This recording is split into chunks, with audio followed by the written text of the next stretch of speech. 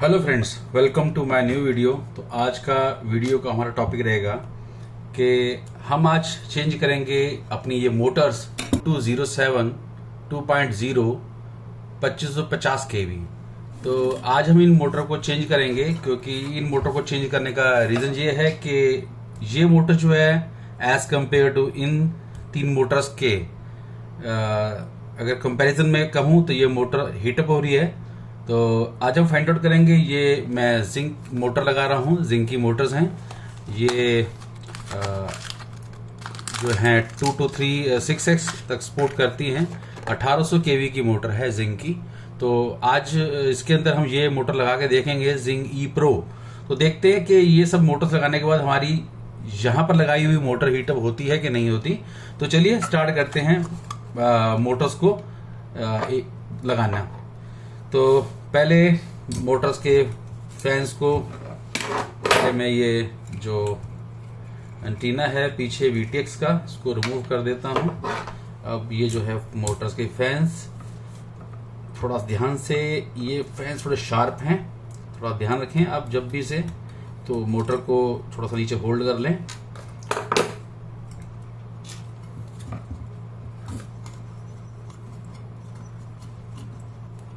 तो ये हमारा एक फैन रिमूव हो गया।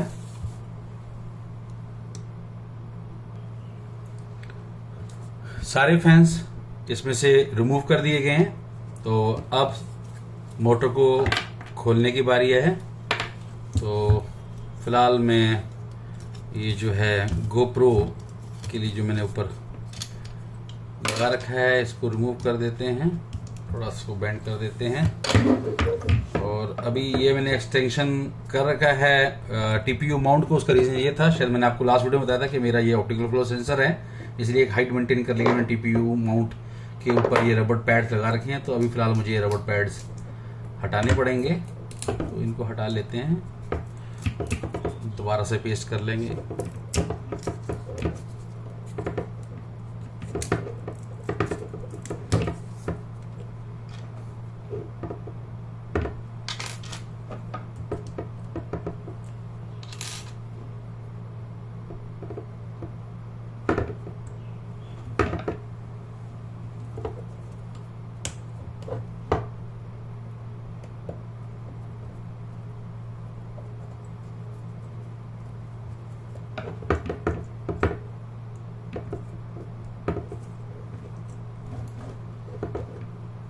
मोटर के स्क्रू अब हम लोग खोल लेते हैं।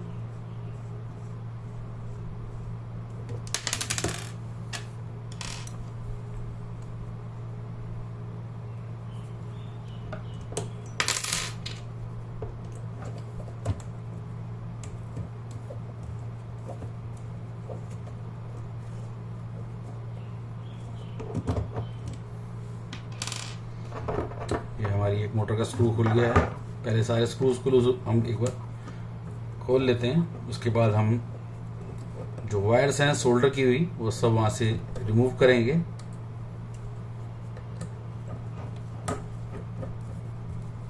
ये काफ़ी पुरानी मोटर हो गई हैं और इन मोटर को मैंने काफ़ी इस्तेमाल करा है, काफ़ी अच्छी मोटर्स हैं। तो जहाँ तक मैं समझता हूँ इन मोटर को यूज़ करते मुझे शायद 1-1.5 साल हो गया है।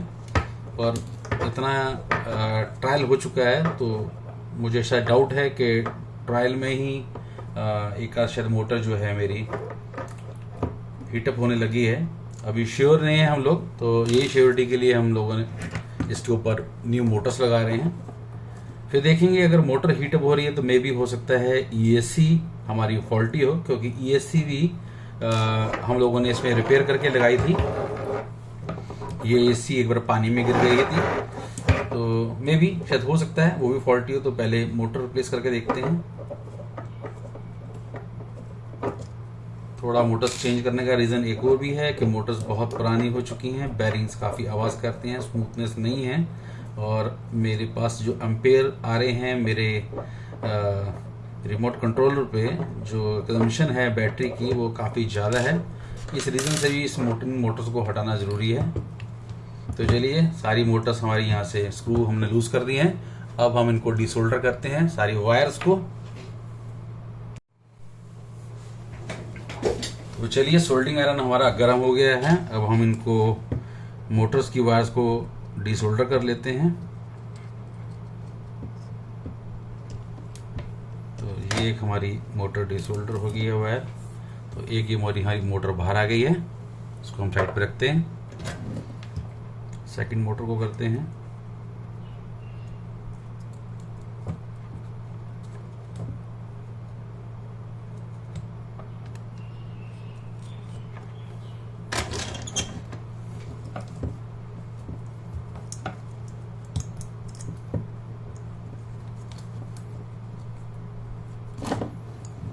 सेकंड मोटर हमारी आ गई है, ये डिसोल्डर हमने कर दी है। अब हम यहाँ से करेंगे इसकी थर्ड मोटर।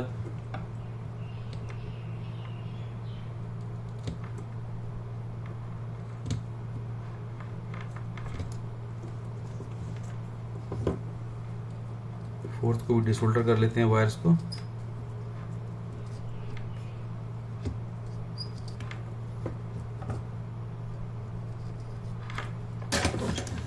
तो सारी वायर हमारी डिसोल्डर हो चुकी हैं। ये हमारी आ गई थर्ड मोटर और ये हमारी आ गई फोर्थ मोटर। तो अभी हमारी सारी मोटर्स निकल गई हैं। तो अब हम इस पे लगाएंगे अपनी जिंक की मोटर्स को। तो ये रही मोटर। तो पहले मैं फ्रंट आर्म की मोटर लगा लेते हैं हम लोग। तो पहले वायर को साइड इन करते हैं। ये तीनों वायर्स हमारी जा चुकी हैं।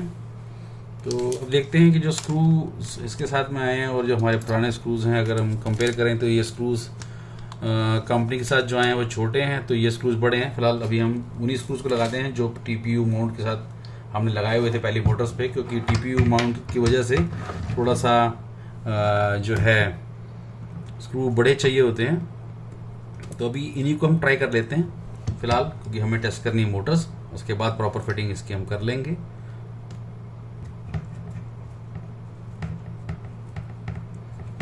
तो ये हमारी एक मोटर जो है वो फिट हो चुकी है। फिलहाल मैं 2 स्क्रूज पे लगा रहा हूँ क्योंकि अभी टेस्टिंग करनी है।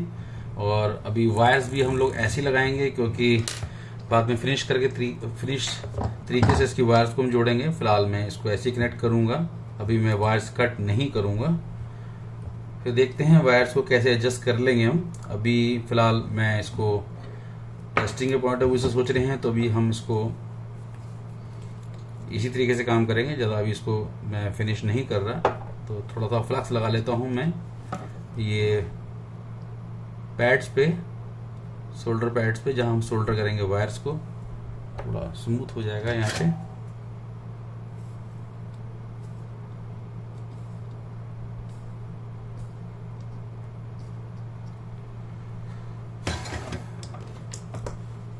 तो पैड्स को हमने हल्का हल्का शोल्डर लगा लिया फ्लक्स लगा के। ऐसे ही इधर कर लेते हैं, इस साइड को भी कर लेते हैं। ये फ्लक्स है, लिक्विड फ्लक्स है।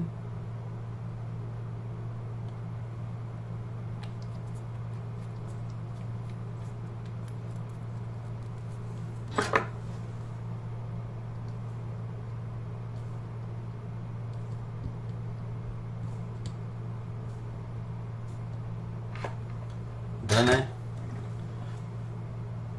ये भी हमने शोल्डर पैड्स को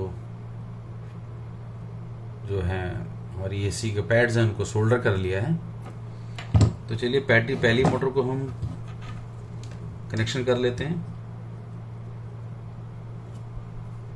तो जैसे कि मैंने बताया, अभी मैं पूरा सिस्टम नहीं खोल रहा हूँ, वरना वायर्स जो हैं हम फ्लाइट कंट्रोल के नीचे से लेते हैं। तो अभी टेस्टिंग के पॉइंट ऑफ व्यू से मैं सिर्फ इसमें आगे से ही ले रहा हूँ और बाकी बची वायर को हम टाई कर देंगे। और जब देखेंगे कि हमारी मोटर्स हीटअप नहीं हो रही, फिर हम इसको बिल्कुल नीट एंड क्लीन तरीके से लगाएंगे।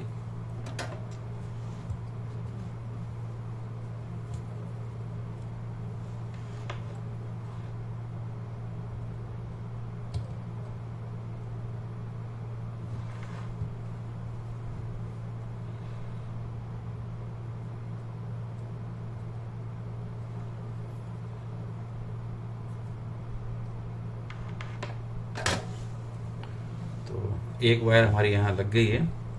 अभी इसे हम क्या करेंगे, इसको हम फिलहाल यहाँ टाई कर लेंगे।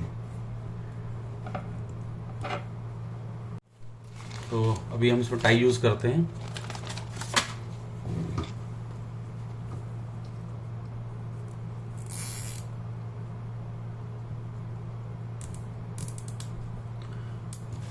फिलहाल टाई लगाना इसलिए ज़रूरी है क्योंकि जो ब्लेड चलेंगे तो हमारी वायर ना कट जाए। चलिए, एक मोटर हमारी बिल्कुल परफेक्टली फिट हो गई है। अब हम सेकंड मोटर को लेते हैं। मैंने लास्ट टाइम भी जिंक मोटर यूज़ करी थी तो मेरे पास इसका फ्लाइट टाइम भी बहुत अच्छा आया था, और जो मैंने देखा है इसके अंदर, और काफ़ी स्मूथ क्वाड फ्लाई हुआ था। मोटर में कोई साउंड नहीं है। सबसे बड़ी बात है कि मोटर बिल्कुल भी साउंड नहीं करती, कोई वाइब्रेशन नहीं है। तो i9 में थोड़ा सा एक बम्प सा आता है जब आप उसको पोजीशन होल्ड पे करते हैं, तो वो भी मैंने देखा है कि वो भी मुझको नहीं मिला इन मोटर्स को लगाने के बाद। तो ये प्रॉब्लम i9 में कई लोगों की है। शायद ये क्वेश्चन कई बार उठाया गया है कि एक पोजीशन होल्ड पे एक बम्प सा आता है, हल्का सा शूटअप सा होता है, स्लाइटली सा। कईयों का बहुत ज़्यादा आता है, कईयों का थोड़ा सा होता है, पर होता है। पर इन मोटर्स को लगाने के बाद मुझे ऐसे शूटअप की प्रॉब्लम नहीं आई।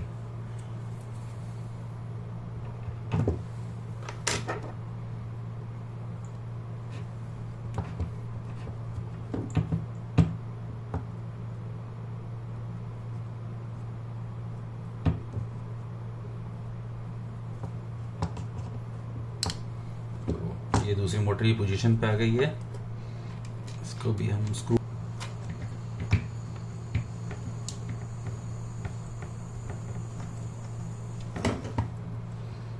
कसते समय आप ध्यान रखिएगा कि ये स्क्रू वाइंडिंग से ना लगे, क्योंकि जल्दबाजी में अगर आपने स्क्रू सिलेक्शन गलत कर लिया तो मे भी हो सकता है वो वाइंडिंग को टच कर जाए और आपकी मोटर डैमेज हो जाए। थोड़ा ध्यान रखिए कि आपकी जो आर्म की विड्थ है वो कितनी है, स्क्रू साइज आप क्या ले रहे हैं, ये चीज़ काफ़ी ध्यान रखने वाली है। तो ये मोटर भी हमारी हो गई है। तो अभी सारी मोटर्स को पहले कर लेते हैं फिट। तो चारों मोटर्स हमारी फ्रेम पे आ चुकी हैं। तो अब हम इनको सोल्डर कर लेते हैं। एक मोटर तो मैंने आपको दिखाई दी थी, तो अब बाकी भी हम कर लेते हैं। तो फ्लक्स हमारी कहाँ गई,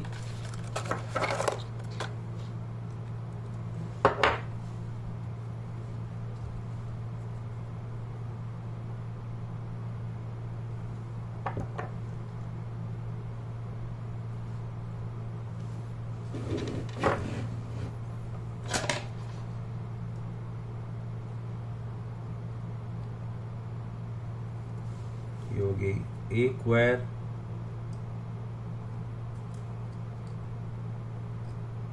सेकंड,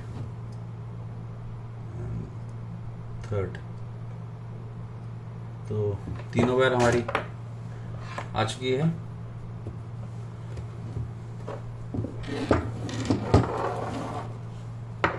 तो इसको भी फ्लक्स कर लेते हैं दोनों को।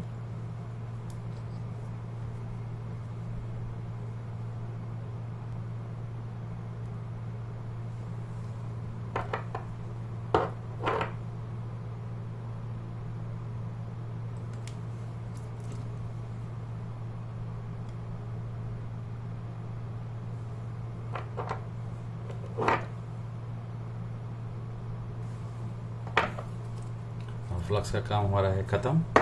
साइड पे करते हैं और अपनी वायर्स को हम कनेक्ट करते हैं।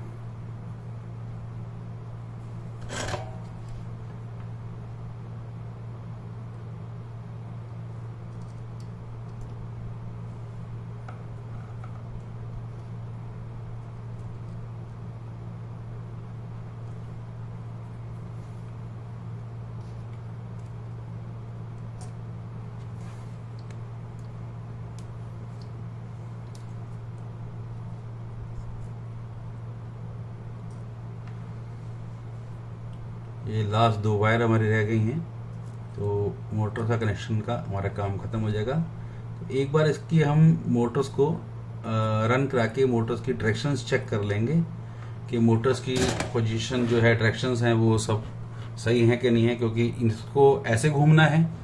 ये अगर हम बैक साइड में देखेंगे तो इसको ऐसे घूमना है और इसको क्लॉकवाइज घूमना है, और ये आपकी एंटी क्लॉक रहेगी, और ये वाली जो मोटर है ये आपकी क्लॉकवाइज रहेगी, और ये जो मोटर है ये भी आपकी एंटी क्लॉक रहेगी। तो ठीक है, अब इसको एक बार रन करके देख लेते हैं, बैटरी कनेक्ट करते हैं।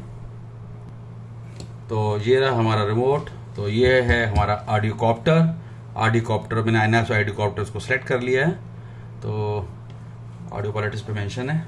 चलिए अब इसको हम करते हैं, एक बार पावर देते हैं, एक बार कनेक्शंस को दोबारा रीचेक कर लेते हैं, कोई शॉर्ट ना हो, क्योंकि शॉर्ट होने से आपका ESC जो है वो बर्न्ट हो जाएगी। तो जहाँ तक दिख रहा है कि सारे कनेक्शंस ओके हैं। तो वैसे तो सब लोग स्मोक स्टॉपर यूज़ करते हैं, फिलहाल मैंने नहीं यूज़ किया। अभी हमारी पावर इसमें आ जाएगी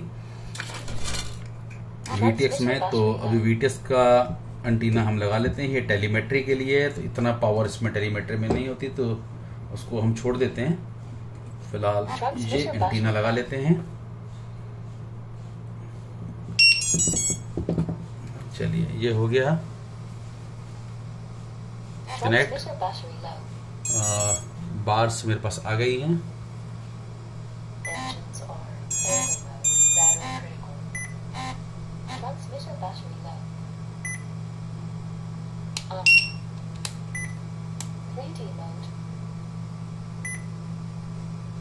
Transmitter battery low. Altitude hold. Aft.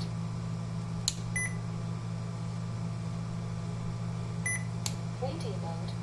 Aft. Transmitter battery low. ये मोटर ठीक घूम रही है, ये भी सही घूम रही है, ये भी सही है, और ये भी सही है। तो लगभग वन शॉट में ही सारी मोटर्स सही लग रही हैं। ये भी ऐसे घूम रही है, और ये ऐसे घूम रही है, ये ऐसे घूम रही है, तो डन है। तो अभी हम इसको फ्लाई करके देखते हैं।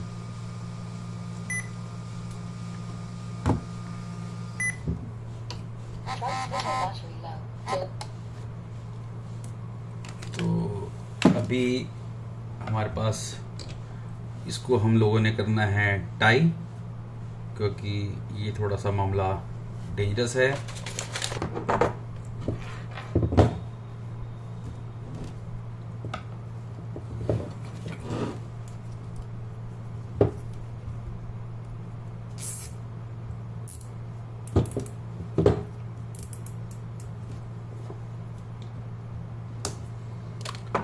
तो अभी हमारी ये सारी वायर्स जो हैं मोटर की, जो इधर उधर भाग रही थी, सब टाई कर दी हैं। तो अब इस पे हम लगाते हैं प्रोपेलर।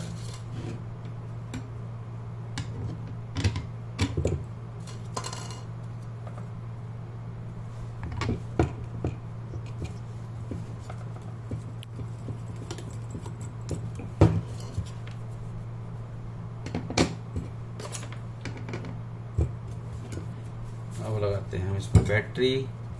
इससे पहले हम लगा लेते हैं अपना टेलीमेट्री का एंटीना, क्योंकि इसको रिमूव कर दिया था। तो ये भी हो गया। बैटरी स्ट्रैप लग गया है हमारा, और बैटरी भी हमारी लग गई है।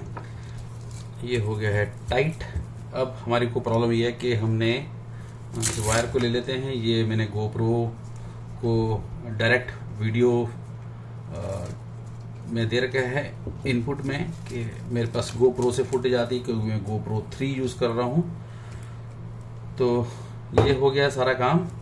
अभी हमारे को दिक्कत ये आएगी कि अब हम इसको ऑप्टिकल फ्लो में फ्लाई करेंगे, तो ये रबर पैड्स हमने निकाल दिए हैं, तो ये रीड नहीं कर पाएगा। तो देखते हैं, को ट्राई करके कि ऑप्टिकल फ्लो पे फ्लाई हो रहा है कि नहीं हो रहा। तो चलिए अब इसको करते हैं फ्लाई।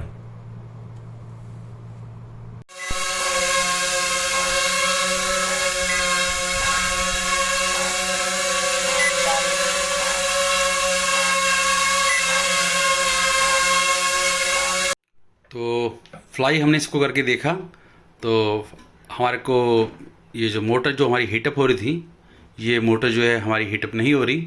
तो फाइनली यही हमारा समझ में आया कि जो हमारी मोटर है, जो फ्रंट में मोटर लगी थी, उसके बैरिंग्स ख़राब थे, उस वजह से वो हीट अप हो रही थी। और अम्पेयर्स भी अब एज़ कम्पेयर टू पहले से तकरीबन 8-9 अम्पेयर्स जो हैं जो कम हैं।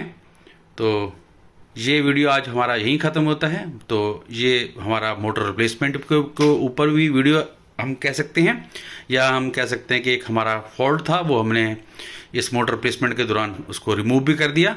तो बने रहे आगे के वीडियोस के लिए भी। तो जल्द मैं आपके लिए बहुत अच्छे वीडियोस लेके आऊँगा, और प्लीज़ मेरे चैनल को आप सब्सक्राइब करें। Thank you, bye bye, good night.